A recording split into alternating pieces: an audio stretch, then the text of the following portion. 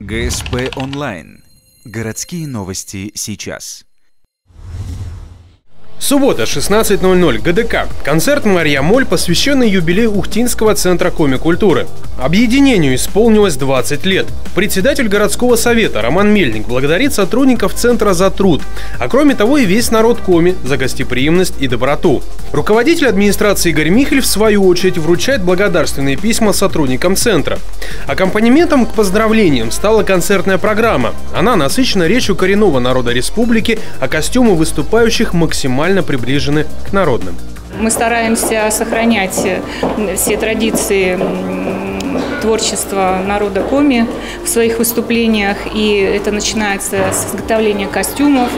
И, естественно, руководители танцевального коллектива приложили все силы для сохранения танцевальных традиций народа Республики Коми. Концерт сопровождался видеорядом об истории создания Центра коми-культуры.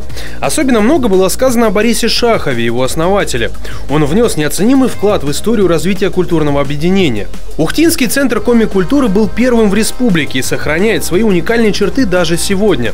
Не обошлось и без подарков. Коллективу центра подарили самовар. Видимо, для изучения особенностей русской чайной традиции.